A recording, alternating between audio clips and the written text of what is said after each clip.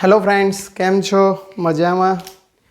Chapter number 8ની અંદર આપણે આગળ જોઈએ તો રેડોક્સ પ્રક્રિયાના આપણે 4 પ્રકાર જોયા હતા. એક સંયોગીકરણ પ્રક્રિયા, બીજી પ્રક્રિયાનું નામ હતું વિઘટન પ્રક્રિયા, ત્રીજી પ્રક્રિયાનું નામ હતું વિસ્થાપન પ્રક્રિયા. વિસ્થાપન પ્રક્રિયામાં પહેલાં ધાતુઓ વડે વિસ્થાપન થતું, બીજામાં અધાતુઓ વડે વિસ્થાપનની પ્રક્રિયા જોઈ અને છેલ્લી પ્રક્રિયા છે જેને કહેવામાં આવે છે વિષમીકરણ પ્રક્રિયા. તો આપણે અત્યારે ચોથો પ્રકાર જોઈશું જેનું નામ છે વિષમીકરણ પ્રક્રિયા. તો મિત્રો, કોને કહેવાય વિષમીકરણ પ્રક્રિયા? વિષમીકરણ પ્રક્રિયામાં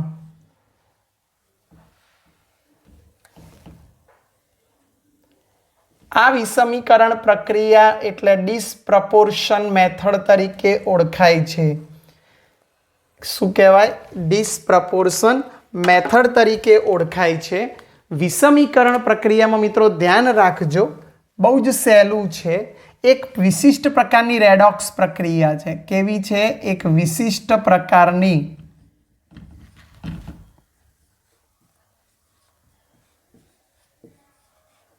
રેડોક્સ પ્રક્રિયા છે.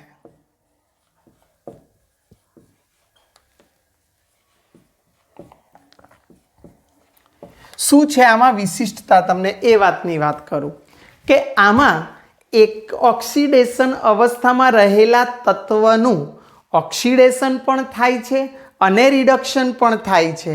એટલે કે એક જ ઓક્સિડેશન અવસ્થા ધરાવતા તત્વનું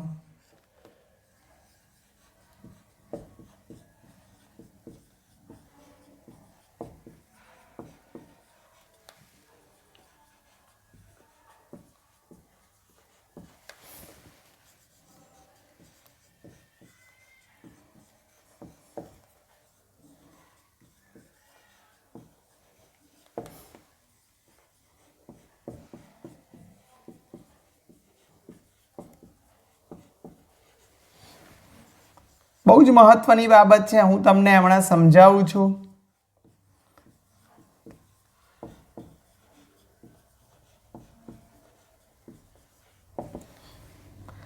આમ અહીંયા પ્રક્રિયકમાંનું એક તત્વ કેટલી ઓક્સિડેશન અવસ્થાઓ ધરાવે? 3 ઓક્સિડેશન અવસ્થા પ્રાપ્ત કરે છે. આમાં પ્રક્રિયકમાં રહેલું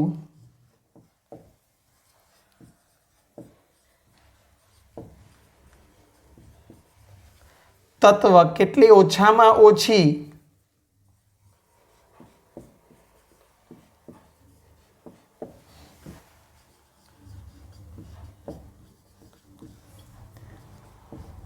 કેટલી ઓક્સિડેશન અવસ્થા પ્રાપ્ત કરતું હોવું જોઈએ? કારણ કે એક જ તત્વનું ઓક્સિડેશન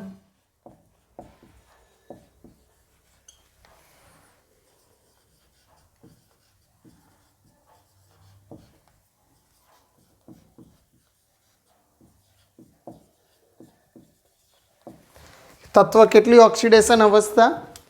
ઓકે, આમાં પ્રક્રિયકમાં જે તત્વ રહેલું છે એ પ્રક્રિયકમાં રહેલું તત્વ તો મધ્યવર્તી ઓક્સિડેશન અવસ્થા ધરાવે. કેમ ધરાવે? તમને ખબર છે. કારણ કે એ તત્વ મધ્યવર્તી ધરાવે તો એનાથી વધારે તત્વનું એ જ તત્વનું ઓક્સિડેશન થાય, એનાથી વધારે તત્વનું નિપજમાં શું થાય? રિડક્શન. એટલે પ્રક્રિયકમાં રહેલું તત્વ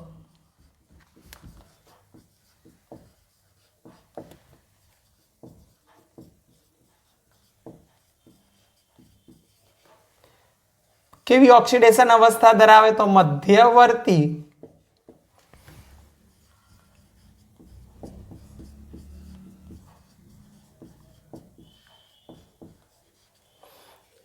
ઓક્સિડેશન અવસ્થા ધરાવે છે. આ બધા જ શબ્દો આપણે હમણાં સમજીએ છીએ. અને આ પ્રક્રિયામાં જે નિપજ હોય તે એમાં રહેલા તત્વો 2 પ્રકારની ઓક્સિડેશન હશે. એક ઉચ્ચતમ અને ન્યૂનતમ, એટલે કે મહત્તમ અને લઘુત્તમ. અને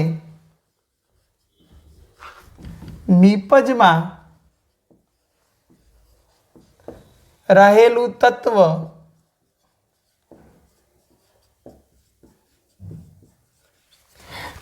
ઉચ્ચતમ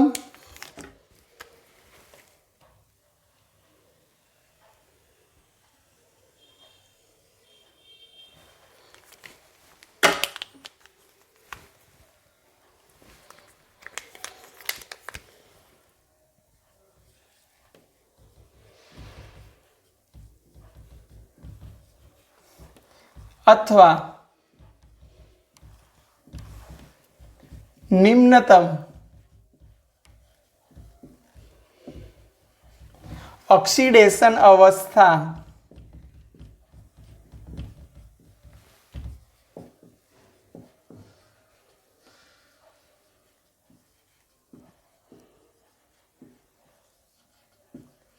ધરાવે। હવે તમને એક ઉદાહરણ આપું, હાઇડ્રોજન પેરોક્સાઇડનું વિઘટન, આપણે એનું એક ઉદાહરણ લઈએ।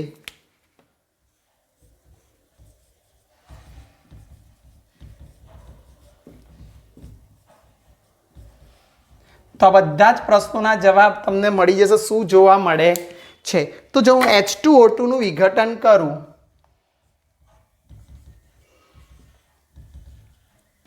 તો બે વસ્તુ બને, H2O બને અને O2 બને।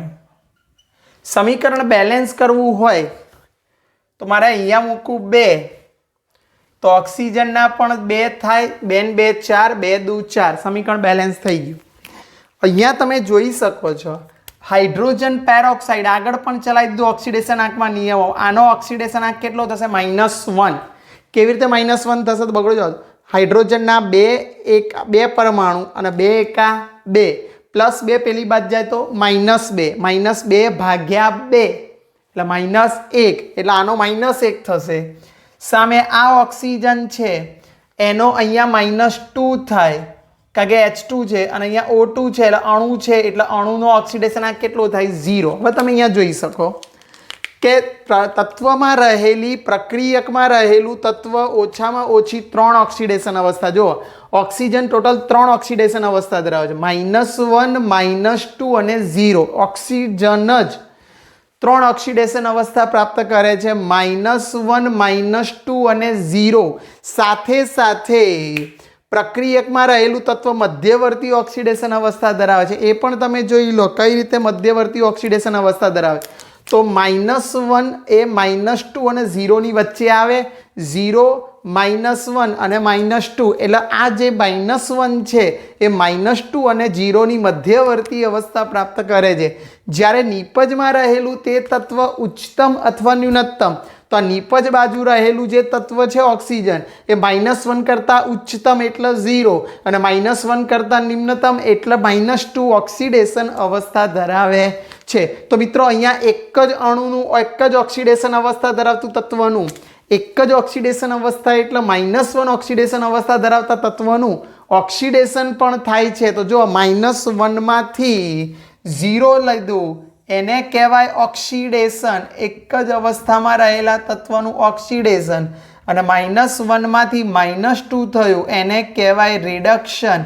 તો અહીંયા એક જ તત્વનું ઓક્સિડેશન પણ થાય છે અને રિડક્શન પણ થાય છે। આવી જ કેટલીક પ્રક્રિયાઓ આપણે જોઈએ જે રેડોક્સ ટાઈપની છે, એ તમે રેડોક્સ શીખશો ત્યારે ખબર પડશે। ફોસ્ફરસ, ક્લોરીન અને સલ્ફરની પ્રક્રિયા હું તમને શીખવાડું છું। તો ફોસ્ફરસની P4 plus 3OH plus 3H2O gives શું થશે? H3PO2 માઇનસ અને PH3।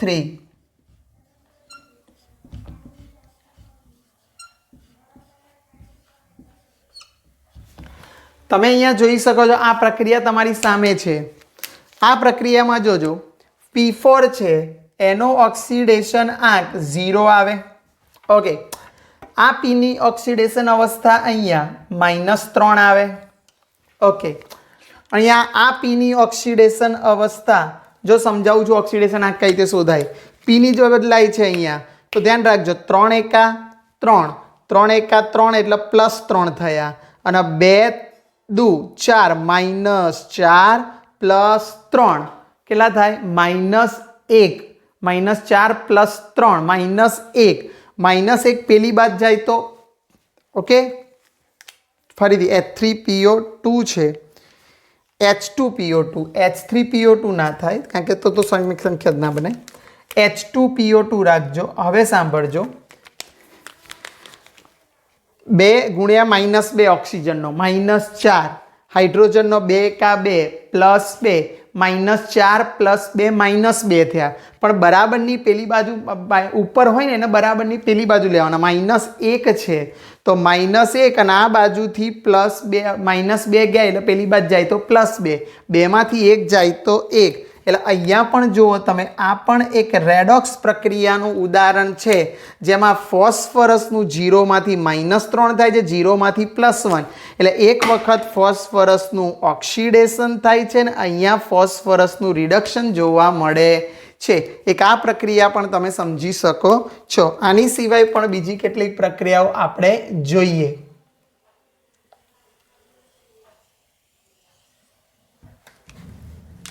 ઓકે, તો બીજી પ્રક્રિયા આપણે જોઈશું S8 ની.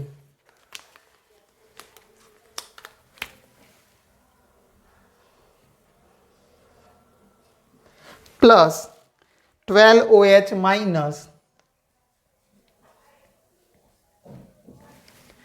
gives 4S-2 plus 2S2O3-2 plus 6H2O. આ સમીકરણમાં જુઓ, S8 છે એનો ઓક્સિડેશનાંક 0 થશે. ઓકે, અહીંયા S નો ઓક્સિડેશનાંક -2 છે અને અહીંયા S નો ઓક્સિડેશનાંક 3 2 6 -6 પેલી બાજુ જાય તો +6, 6માંથી 3 2 6 -6 પેલી બાજુ જાય તો +6, 6માંથી 2 જાય તો 4, 4/2 એટલે 2 આવે તો અહીંયા +2 આવે. સમજો તો આ પ્રક્રિયામાં ઓક્સિડેશન અવસ્થા તમે જોઈ શકો છો. ફરીથી બોલું છું, 3 2 6 -6 પેલી બાજુ જાય તો +6, 6માંથી 2 જાય તો 4, 4/2 એટલે જવાબ આવશે 2 ઓક્સિડેશન અવસ્થા જોવા મળે છે. તો તમે અહીંયા જો સલ્ફરનો 0માંથી -2 અને 0માંથી +2 એટલે સલ્ફરનું ઓક્સિડેશન પણ થાય છે, સલ્ફરનું રિડક્શન પણ થાય છે. આવી જ એક પ્રક્રિયા ક્લોરીન સાથે પ્રક્રિયા લઈએ તો ક્લોરીનની પ્રક્રિયા છે Cl2 પ્લસ OH- 2OH-, શું બને છે મિત્રો? 2ClO-. ઓકે, અને વત્તા ClO- plus Cl- plus 2H2O.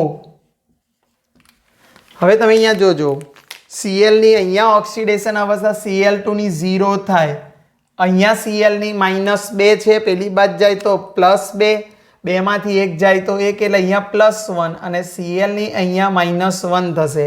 તો તમે જોઈ શકો છો ક્લોરીનનું અહીંયા -0માંથી +1 પણ થાય છે અને 0માંથી -1 એટલે આ 0 એ મધ્યવર્તી અવસ્થા બતાવે છે. એટલે નથી કહેતા પ્રક્રિયકમાં મધ્યવર્તી, આમાં પણ પ્રક્રિયકમાં -2 + 2 ની વચ્ચેની મધ્યવર્તી છે. પણ મિત્રો આ ક્લોરીન જેવી જ પ્રક્રિયા આયોડીન અને બ્રોમિન પણ આપે છે, પણ ફ્લોરિનની પ્રક્રિયામાં અલગ થાય છે. તો એવું કહી શકાય આયોડીન અને બ્રોમિન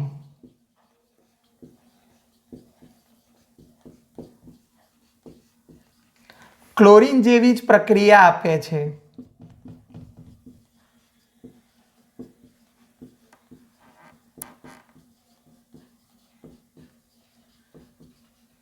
પણ ફ્લોરિન આપતું નથી.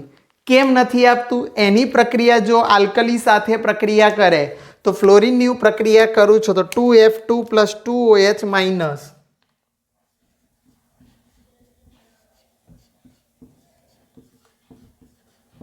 શું બનાવે છે? તો OF2 + H2O.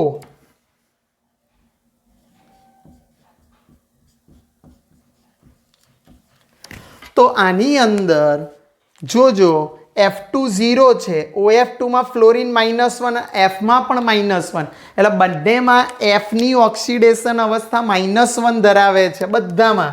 એટલે અહીંયા F2 0 થાય, ચલો અહીંયા F2 0 થયો, અહીંયા F -1 થાય, અહીંયા પણ F -1 એટલે F ની અહીંયા આ વિષમીકરણ પ્રક્રિયા નથી.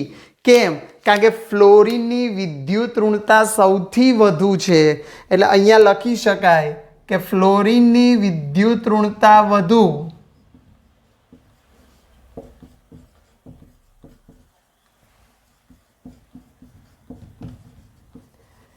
તેની ઓક્સિડેશન અવસ્થા